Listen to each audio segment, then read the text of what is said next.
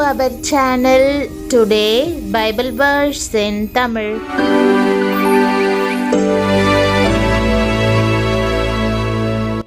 இன்றைய வசனம் சங்கீதம் 122 6 மற்றும் 7. கிறிஸ்துவுக்குள் பிரியமானவர்களே, நம்முடைய ஆண்டவரும் இரட்சகருமான இயேசு கிறிஸ்துவின் வல்லமையுள்ள நாமத்தில் உங்களை வாழ்த்துகிறேன். எருசலேமின் சமாதானத்துக்காக வேண்டிக் கொள்ளுங்கள். உன்னை நேசிக்கிறவர்கள் சுகித்திருப்பார்களாக. உன் அலங்கத்திற்குள்ளே சமாதானமும் உன் அரமனைகளுக்குள்ளே சுகமும் இருப்பதாக என்ற வாக்குதத்த வசனத்தை இன்று நாம் தியானிப்போம். எருசலேம் என்றால் சமாதானத்தின் பட்டணம் என்பது அர்த்தமாகும். சமாதானம் என்பது எருசலேமில் ஆரம்பித்து யூதேயா, சமாரியா என உலகம் முழுவதிலும் பரவி செல்ல வேண்டும். எருசலேம் என்பதின் ஆவிக்குரிய அர்த்தம் உங்களுடைய உள்ளத்தையே குறிக்கிறது. மகாராஜாவாகிய கர்த்தர் உங்களுடைய உள்ளத்தை தனது தலைநகரான எருசலேமாக்கி ஆட்சி செய்ய வேண்டும். அவர் உங்கள் இருதயத்தில் சமாதான பிரபுவாக வீற்றிருக்க வேண்டும். எருசலேம் உங்களுக்குள் இருக்கிறதே. சமாதானத்தின் தேவனை பின்பற்றுகிற நீங்கள் உங்களுடைய சொந்த வாழ்க்கையிலே சமாதானத்திற்கேற்றவைகளை அறிந்திருக்க வேண்டியது அவசியம். சமாதானத்தின் பாதையில் செல்ல வேண்டியது மிகவும் அவசியம். மனிதனோடும் தேவனோடும் சமாதானமாய் ஜீவிக்க வேண்டியது அவசியம். உலக பிரகாரமான எருசலேமை பாருங்கள். தாவீது ராஜா தன்னுடைய நாட்களில் எபூசியரை துரத்தி எருசலேமை தனது நகரமாக்கினார். தாவீதுக்கு பின் வந்த சாலமோன் ராஜா எருசலேமிலே கர்த்தருக்கென்று மகிமையான தேவாலயத்தை கட்டினார்.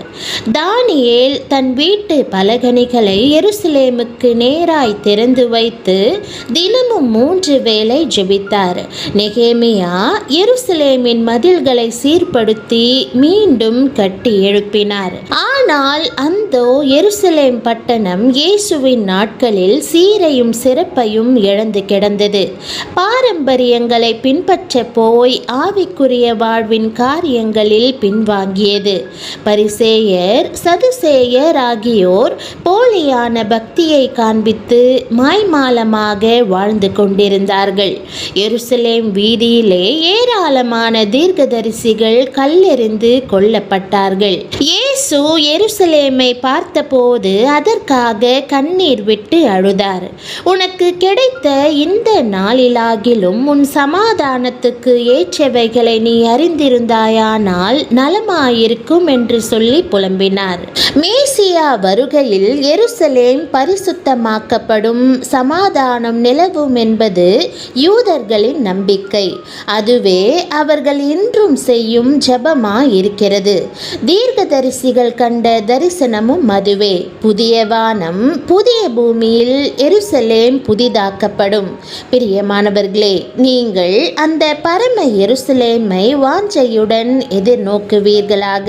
இன்றைய வாக்குதத்த வசனத்தில் தாவீது தேவனுடைய நகரமாகிய எருசலேமை நேசிக்கிறவர்களை அதற்காக ஜெபிக்கும்படி உற்சாகப்படுத்துகிறான். நாம் ஏன் எருசலேமுக்காக ஜெபிக்க வேண்டும்? எருசலேம் பட்டணம் தேவனுக்கு பிரியமானது என்று வேதம் கூறுகிறது. தேவன் அதை நான் உன்மேல் பிரியமாய் இருக்கிறேன் என்று அர்த்தப்படும்படி எப்சிபா என்று அழைக்கிறார். எருசலேம் இயேசுவின் பிறப்பினுடன் தொடர்புடையதும் அவர் ஊழியம் செய்ததும் சிலுவையில் அறையப்பட்டதும் 3 நாட்களுக்கு பிறகு உயிர்த்தெழுந்ததுமான பட்டணமாய் இருக்கிறது. இயேசு மீண்டும் வரும்போது அங்கேதான் வருவார் என்பதால் அது உலகத்தால் கவனிக்கப்படும் இடமாக இருக்கிறது. ஆகவேதான் நாம் எருசலேமுக்கு அவ்வளவு முக்கியத்துவம் அளிக்கிறோம். இஸ்ரேல் தேசமும் பாலஸ்தீனமும் எருசலேமை தங்கள் தலைநகரம் என்று உரிமை பாராட்டுகின்றன. ஆகவேதான் இஸ்ரேல் பாலஸ்தீன சர்ச்சைக்கு காரணமான இடமாக அது கூறப்படுகிறது. எருசலேம் 52 முறை தாக்கப்பட்டுள்ளது, 2 முறை அழிக்கப்பட்டுள்ளது.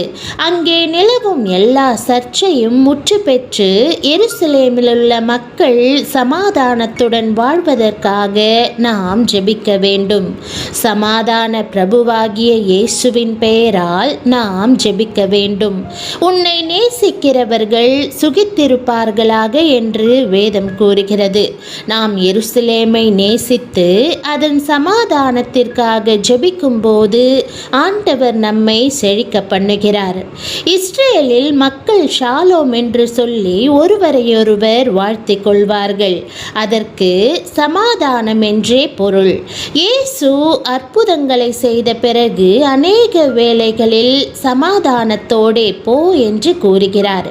ஒரு முறை 12 ஆண்டுகள் பெரும்பாடினால் கஷ்டப்பட்ட ஒரு பெண் இயேசுவின் வஸ்திரத்தின் ஓரத்தை தொட்டாள்.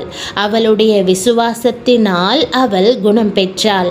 ஆகவேதான் இயேசு, மகளே, உன் விசுவாசம் உன்னை ரட்சித்தது, நீ சமாதானத்தோடே போய் உன் வேதனை நீங்கி சுகமாயிரு என்று கூறினார். இயேசு தம் சீஷர்களிடம் ஒரு வீட்டுக்குள் பிரவேசிக்கும் போது அதை வாழ்த்துங்கள் என்று கூறினார். எருசலேமின் மக்கள் சமாதானத்திற்காக ஏங்குகிறார்கள். ஆகவே நாம் எருசலேமின் சமாதானத்திற்காக ஜெபிக்க வேண்டும். ஆண்டவர் உங்களை வர்த்திக்க பண்ணுவாராக, சமாதானம் தந்தருளுவாராக. உங்கள் அலங்கத்திற்குள்ளே சமாதானமும் உங்கள் அரண்மனைகளுக்குள்ளே சுகமும் இருப்பதாக. சமாதானமும் சுகமும் எத்தனை பெரிய ஆசீர்வாதங்கள்! எந்த குடும்பத்திலே தெய்வீக சமாதானமும் தெய்வீக ஆரோக்கியமும் இருக்கிறதோ அந்த வீடு பாக்கியமானது. கர்த்தர் இன்றைக்கு உங்களை ஆசீர்வதித்து உன் அலங்கத்திற்குள்ளே சமாதானமும் சுகமும் இருப்பதாக என்று சொல்லி வாழ்த்துகிறார். உங்களுடைய வீடு எப்படி இருக்கிறது? உங்களுடைய உள்ளத்தில் தெய்வீக சந்தோஷமும் சமாதானமும் இருக்கிறதா? மனநிறைவும் மன ரம்யமும் இருக்கிறதா? அல்லது கடல் அலைகள் மீண்டும் மீண்டும் வந்து கரையில் மோதுவதைப் போல துயரங்களும் துன்பங்களும் வியாதிகளும் நோய்களும் மோதிக்கொண்டிருக்கின்றனவா? இன்றைக்கு நீங்கள் எந்த சூழ்நிலையில் இருந்தாலும் சமாதான பிரபுவாகிய இயேசு கிறிஸ்துவை உறுதியாய் பற்றி பிடித்து கொள்ளுங்கள். சமாதான பிரபுவை உங்களுடைய இல்லத்துக்குள் கொண்டு வாருங்கள். அவருடைய பாதங்களை பிடித்து, தேவனே, எங்களுடைய குடும்பத்தில் சமாதானம் உண்டாகட்டும் என்று மன்றாடுங்கள். பிரியமானவர்களே, நிச்சயமாகவே கர்த்தர் ஒரு அற்புதத்தை செய்வார்.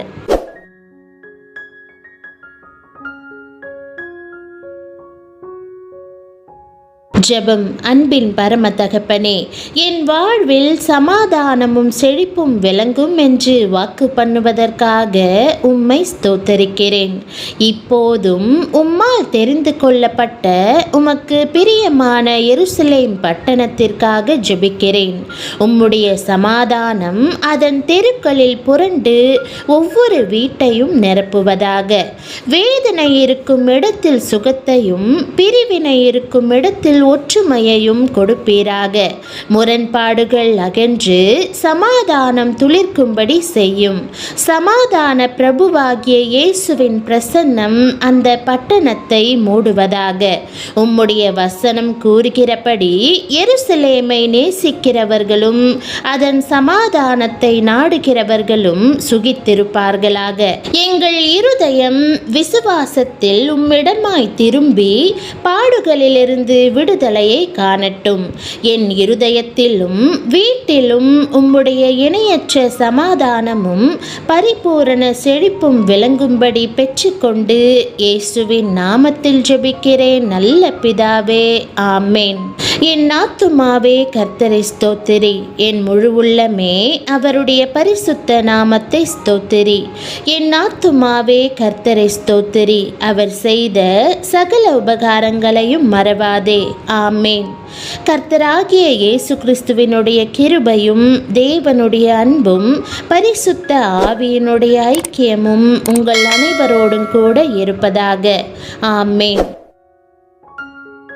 தேவனுடைய நாமம் மகிமைப்படுவதாக. ஆமேன்.